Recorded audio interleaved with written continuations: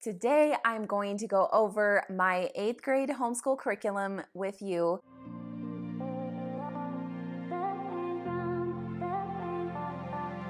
Hi, I'm Mallory, and I've been homeschooling for 8 years now, and I have 3 boys, and today I'm showing you my oldest son's curriculum. He's in 8th grade this year. He's doing, for math, online Zoom class that meets in the mornings. So he watches a live class for 30 minutes, and then he does some problems that relate to the lecture that day on IXL. So if you've never heard of it, I will link it down below for you. But it's a really cool program, and they have not just math, but you can do any subject matter where your kid needs practice. They can take an assessment, and then it will go over problems that they need extra practice on, and it's a smart program. So if it knows that your child usually gets these kind of problems wrong, it will give them more of those problems until they ace it. The only thing that I don't totally love about it is that as you go higher, you're trying to get to like 100, and so you have to answer all these problems because you start at like 10 or something, and you're trying to get to 100. So every time you get something right, you get more points. But once you start getting closer to 100, if you get one wrong, it docks you like 10 points, and then you only get 2 points for a correct answer. So it can be really frustrating if you get kind of to the end. I was helping him one day, and I thought it was the right answer too, and we got like the negative, we left off the negative sign or something, and he went down 10 points, and I was like, oh man. So that's the only thing about it, is that hopefully it's not too discouraging for kids, but I do think it's excellent practice in targeting what they really need. And so that is what he's using for math right now. For language arts, I require him to read for 30 minutes a day, and I think he does a lot more than that. He really likes to read. And so this year, instead of giving him a book list, I just go to different websites. So some of my favorites are the Read Aloud Revival with Sarah McKenzie. She has some really great book lists on her website, as well as The Good and the Beautiful has some really good suggestions. And I went to a class at the homeschool conference this summer where there was a speaker talking about just like really great adventure stories for boys in this age bracket. And so I'm just kind of pulling a bunch of different ideas and getting the books and hoping that he chooses these books. Some of them are The Hatchet, The Hobbit, The Giver, Boy of the Pyramids, A Mystery of Ancient Egypt. So that's just a few books that I'm hoping that he'll be interested in reading this year. And he reads pretty quickly, so as soon as he's done, we'll get something else. The biggest thing with him is getting stuff that he is interested in, so that can be kind of a challenge because he really doesn't want to read things he's not interested in, and I get it. If you handed me like a coding, how to code book, I probably wouldn't even start the first chapter. We are using All About Spelling level 7 this year, and I believe it's the last one, so I don't know what we're going to do next year when we can't use All About Spelling anymore, because I'm assuming he'll need to keep going in spelling, so we'll have to cross that bridge when we get there.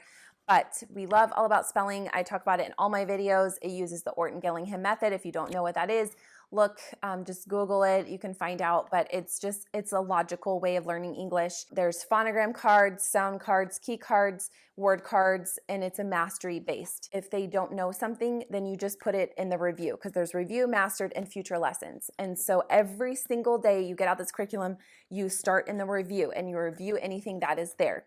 And then you do the lesson, and then you can pull stuff from the future lesson tab and then put it in the review until they master it, and then you put it in the mastered tab. And every so often you go over the mastered things. I like All About Spelling because it gives you the tools to be able to spell any word in the English language, as opposed to just memorizing how to spell everything.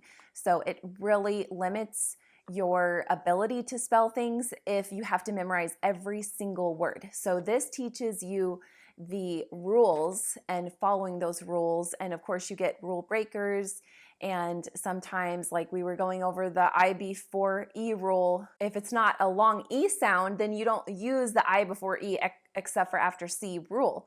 So you wouldn't know that if you just heard the second part of the poem, I before E except after C.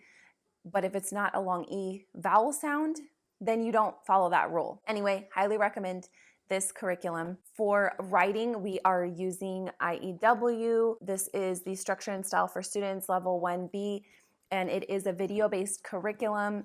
So you've probably heard me talk about IEW a lot already, but basically it's either discs or lifetime membership access to the videos that go with this. And it's Andrew Pudewa doing the writing lessons. And it's really funny. My kids think he's hilarious. And it is a more essay style of writing. It's not creative writing, but as I've mentioned in my other videos, I just really think that a strong writing foundation, and every kid is different. I was talking to somebody the other day and they said not doing creative writing actually stifled their kids' writing. So I think you have to do what's good for you.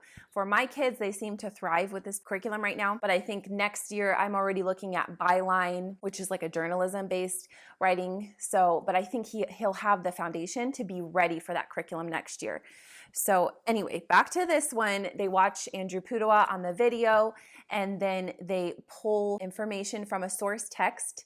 And it is nonfiction, but it's really interesting and funny stories that he finds. And so my kids stay engaged with it because, I mean, let's be honest, like with boys, it's got to be like really weird and gross, right, to hold their attention. And Andrew somehow does it with this curriculum.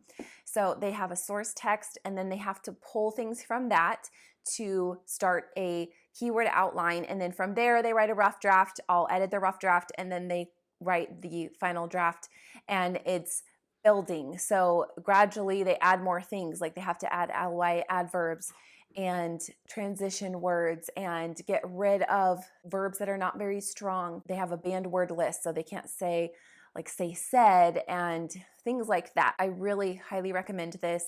And I like how it fosters independence in their writing. So they're not waiting on me to do a whole lesson. They just come to me when they need help spelling something or making sense or just editing their rough draft. So they're making progress even if I'm not available right then to teach them a lesson. And the grammar curriculum is also made by IEW. It's called Fix It Grammar. So this one is Frog Prince or just Deserts. So I buy both the student book and the teacher's manual. This curriculum I think is challenging. This is week 28, for example, and they have to learn all of this, and then it tells them up here what they have to mark. So obviously if they need to indent, they have to mark that, capitals, prepositional phrases, subject, verb, main clause, dependent clause, check the spelling, usage, grammar, openers, punctuation, quotations, circle the single strongest verb, adjective, and ly adverb from the week, but do not choose the first word of any sentence. They kind of get this, and then they get day 1 to 4. So they can take a day off of this if you choose. And then once they correct this, they are supposed to handwrite the corrected sentence into a notebook. And they do also have vocab words to look up every day. So like this one is flimsy. So at the beginning of their notebook is where they should have vocab words. So they write out the word, write out the definition, and then towards like the middle of the notebook, I have him start writing the story. So at the end of the program, he will have a handwritten story of Frog Prince or just Deserts. So that wraps up all of the language arts. So for science, we are doing a co-op, and he has homework for that co-op. So that encompasses all of his science for the year. And they are doing God's design, chemistry, and ecology, properties of matter, ecosystems, and atoms and molecules. And so he has to read in the book and then answer questions as the homework. And then on their co-op days, once a week, they come together and then they do experiments. So they get to do experiments together, and other teachers are teaching them. So I don't have to do any of this.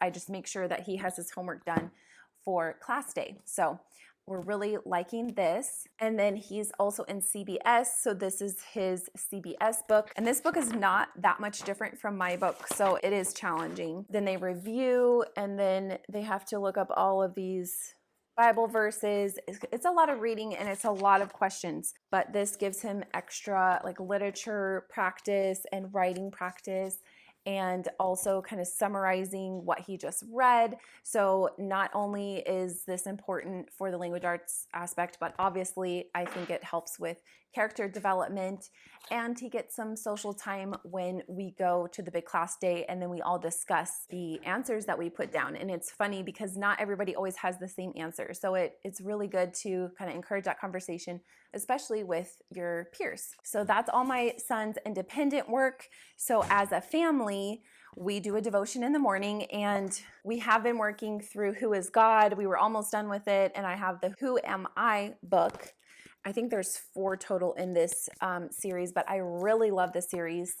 And I don't order the student books. It's just more discussion based because they are doing the community Bible study book already. I don't want it to just feel like a burden. I just want to have good conversation. So I've been actually taking a break from this because I picked up My Brother's Keeper from Not Consumed. This is our first devotion from Not Consumed, and so far I really like it. And again, I only ordered the parent version because I don't want to give them extra homework, but they have different levels for all the kids' ages, even if it's like kindergarten level. And if you order the physical books, they give you stickers. If your kids like stickers, then maybe you would want to order the physical ones, but they also have printables available as well. If you kind of look around the website, you can find it. And I'm excited to try a Christmas one that I ordered from them as well, but they have tons of different studies on their website. So if I like this one, I will probably order more, but I do love the Apologia too. So I don't know, I'm kind of torn. For history, we are doing The Good and the Beautiful, U.S. Constitution and Government. This is for grades 4 to 8. So it comes with this course book and this chapter book, Mystery on Constitution Island. And I did order 2 of the student journals for them, and it just goes through like the Bill of Rights and the court system, and it also talks about some founding fathers and some biographies. And if we only do this once a week, it'll take us through the whole year. Will we get through it faster? Maybe, but I kind of like the idea of doing this more formal curriculum just once a week, because if something sparks their interest, then we can take a day or 2 during the week to really dive deeper on those topics. So I'm really excited for this, and I don't think that I know as much about this as I want to either. So I'm really looking forward to learning this along with my boys. I would love to know what you are using in your homeschool. If you have a junior high student this year, put it down in the comments below. And if you've used anything that I've mentioned today, tell me what you think, if it worked, if it didn't work, and anything else that you want to see. Thank you so much for watching. I will see you next time. Bye-bye.